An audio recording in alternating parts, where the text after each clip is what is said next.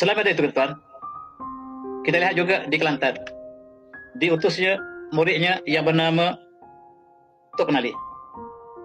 Tok Kenali telah membuka satu lembaran di Kelantan dengan menubuhkan satu majlis agama Islam Kelantan dan telah menerbitkan majalah pengasuh sebagai penyeruan kepada tamadun Islam dan rakyat harus berilmu untuk menentang penjajah.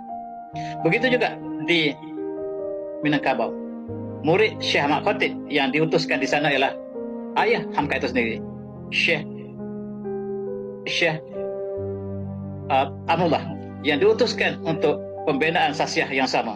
Dan inilah kita lihat bagaimana perjuangan dengan senjata, perjuangan dengan ilmu, kedua-duanya berjalan serta. Di antaranya Syekh Tahir Jamaluddin juga diutuskan oleh Syekh Ahmad Khatib dalam konteks untuk mengembangkan ilmu falak di alam Melayu. Perjuangan harus dilakukan dalam semua bidang, sama ada secara berdepan dengan senjata ataupun dengan ilmu ataupun dengan kemasyarakatan, ekonomi dan sebagainya. Dan perjuangan diteruskan. Dan kita lihat bagaimana usaha yang dilakukan oleh Syekh Ahmad Patani.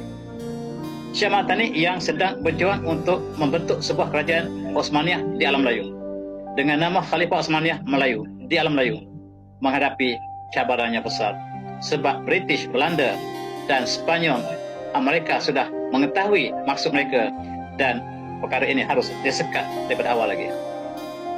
Di Mekah, Sultan Terengganu, Sultan Zainuddin III dilatih sebagai calon untuk menjadi Khalifah Islam yang mencantumkan Kelantan, Terengganu, Kamboja dan Patani. Tetapi perancangan ini tidak berjaya sama sekali. Dan Sultan Zainuddin III ini memang dilatih khusus untuk menjadi Khalifah umat Islam di alam Melayu.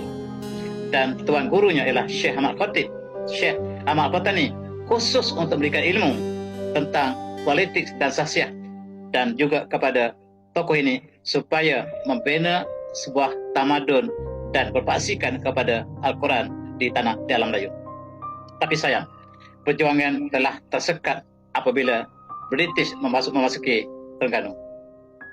Dan tuan-tuan, kita harus ingat satu sejarah yang mungkin menjadi persimpangan antara saya dengan tuan-tuan, yaitu apabila ada hubungan di antara Jepun dan Osmaniyah. Ketika itu Osmaniyah berada di akhir hayatnya, maka Osmaniyah minta supaya Jepun menghalau penjajahan daripada negara umat Islam, khususnya untuk menghalau British di tanah Melayu, menghalau Belanda daripada Indonesia, daripada Belanda, daripada Jawa dan juga daripada Sumatera. Dan perjanjian dimaterikan di antara Kerajaan Osmaniyah dengan Jepun. Jepun akan pertimbangkan untuk menghalau British daripada tanah Melayu. Dan kemudian hubungan keterangan ini berlaku di antara Osmaniyah dengan Jepun. Dan disitulah kita lihat orang Melayu, tentera Melayu mengambil peranan, dan Syekh Ahmad Patani mengambil peranan supaya diambil kesempatan daripada hubungan antara Turki, Osmaniyah dengan Jepun supaya dirancang supaya Jepun datang untuk menghalau British daripada tanah Melayu dan juga menghalau Belanda daripada Indonesia, daripada Jawa. Tokoh yang dilatih oleh Syekh Ahmad Patani di Mekah untuk mengadakan hubungan dengan Jepun secara khusus di alam Melayu ialah Raja Ali Kelana. Barangkali tuan-tuan tidak pernah dengar nama ini. Raja Ali Kelana seorang ulama besar, dan dia juga bakal dilantik jadi timbalan yang tuan muda di Riau. Dan ketika itu Belanda telah mengetahui hasrat bahawa Osmaniyah sedang merancang untuk minta Jepun supaya datang untuk menghalau Belanda daripada Riau. Dan dalam konteks ini kita lihat akhirnya kejatuhan Osmaniyah. Tetapi usaha diteruskan untuk memanggil Jepun supaya datang untuk menghalau penjajah daripada alam Melayu. Dan moto mereka ialah Asia untuk Asia. Dan Raja Ali Kelana telah mengutus seorang lagi bangsawan mereka bernama Raja Hitam, namanya Raja Khalid Hitam, supaya berkunjung ke Jepun dan membincangkan detail perincian bagaimanakah Jepun datang untuk menghalau Belanda di Riau, dan Jepun harus datang untuk menghalau British di tanah Melayu. Dan tuan-tuan, barangkali episod dalam sejarah ini tidak diungkaikan dalam sejarah tanah air kita. Inilah yang membezakan sejarah yang saya sebutkan pada pagi ini dengan sejarah resmi yang ditulis oleh negara kita. Dan fakta-fakta ini yang cukup menarik untuk kita kenang apabila kita sudah sampai ke perayaan yang kita lakukan, perayaan kemerdekaan ataupun sambutan kemerdekaan yang bakal kita adakan dalam sehari dua lagi. Tuan-tuan yang saya hormati, episod ini tidak terdapat dalam sejarah kita. Bagaimanakah ulama Mekah yang telah mengadakan hubungan dengan wakil mereka di alam Melayu, umpamanya Raja Ali Kelana, dan mengutus rombongan supaya bertemu dengan Raja Jepun, Maharaja Jepun, dan membincangkan bagaimanakah harus dilakukan oleh tentera Melayu di sini yang sudah bersedia untuk menghalau Belanda dan Inggris, dan bagaimanakah Jepun dapat menolong Islam di sini. Dan tuan-tuan harus ingat bahawa Jepun juga ada agenda yang besar untuk kawasan ini. Kita lihat apabila jatuh sebenarnya, perancangan untuk menerima Jepun menghalau penjajah di alam Melayu dirancangkan di Pulau Penyengat. Pulau Penyengat ialah pulau yang kecil, tuan-tuan, di tepi di sebelah Tanjung Pinang, yang satu sangat kecil. Disitulah perjuangan untuk menyambut Jepun. Ini dilakukan oleh panglima-panglima Melayu, dan inilah tidak pernah ada dalam sejarah negara kita. Dan tuan-tuan boleh terima apa yang saya sebutkan pagi ini, sebab sejarah yang saya sebut ini saya ambil daripada sumber Osmaniyah, sumber Aceh, sumber Patani. Saya tidak ambil sumber Inggris. Oleh sebab itu sejarah kita berbeza. Di sinilah kita lihat perancangan untuk menyambut Jepun dilakukan di Pulau Penyengat. Seakhirnya Jepun datang untuk menghalau British, tetapi British mengatakan Jepun datang menyerang tanah Melayu. Ini sejarah yang dua angle yang berbeza, yang tuan-tuan harus renungi, saya harus renungi, dan kita lihat apakah rujukan kita. Sekiranya rujukan kita adalah rujukan British, maka British mengatakan Jepun adalah musuh yang harus ditentang oleh seluruh penduduk Melayu.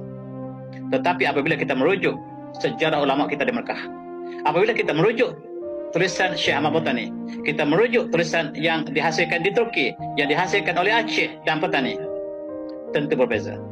Sebab pertolongan antara Osmaniyah dengan Jepun, Jepun bukan Islam, tetapi dia ada hubungan dengan umat Islam di Turki. Oleh sebab itu dia adalah rakan perjuangan umat Islam, tetapi British datang semata-mata untuk menjajah. Dan itulah sebab kita lihat sejarah negara kita berbeza dalam konteks yang ditulis oleh umat Islam Turki. Apa yang ditulis oleh British berbeza sama sekali, dan kadang-kadang bercanggah sama sekali. Dan tuan-tuan yang saya hormati, kita lihat apakah yang dilakukan di Pulau Penyengat. Disambut oleh tokoh-tokoh yang kita sebut sebagai tokoh Melayu muda ini, yang disebut sebagai golongan kiri dalam negara kita, dan mereka lah yang menyambut Jepun di Pulau Penyengat. Dan seorang kawan saya menyebut bahawa ketika dia masih kecil, pada tahun 1941, dia berada di Pulau Penyengat dan dia menyaksikan bagaimanakah panglima-panglima Melayu yang dipimpin oleh Ibrahim Yaakob ini, mereka sedang berkumpul di Pulau Penyengat dan merancang bagaimanakah untuk menyambut Jepun bersama dengan ulama-ulama kita, sama ada di Sumatera ataupun di Tanah Melayu. Sejarah ini barangkali tidak pernah ditulis. Di antara ulama kita yang menyambut Jepun di Sumatera ialah kumpulan murid-murid kepada Syekh Ahmad Khatib di Mekah. Antaranya ialah Hamka sendiri. Hamka bukan murid direct daripada Syekh Ahmad Khatib, tetapi tuan-tuan dengar ucapan Hamka di Medan sebelum kedatangan Jepun. Dan supaya bersatu orang Medan supaya menyambut kedatangan Jepun untuk menghalau Belanda, tuan-tuan boleh lihat dan boleh dengar ucapan Hamka yang diucapkan di Medan. Perjuangan untuk menyambut Jepun, dan ini diseru oleh para ulama kita di seluruh dunia. Begitu juga dengan Syekh Tahir Jalaluddin, begitu juga dengan Ayah Hamka. Bahkan di Tanah Melayu juga demikian. Mereka yang balik dari Mekah, yang ada hubungan dengan ulama kita di Mekah, mereka semua menyambut Jepun.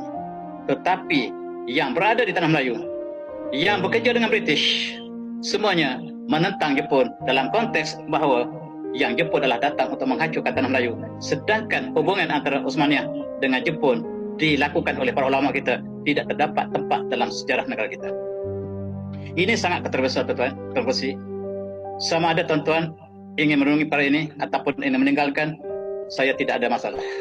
Tetapi apa yang saya sebutkan ialah sumber kita di terusan ulama kita yang menyatakan sejarah yang berbeza dengan apa yang disebut oleh sejarah resmi negara kita.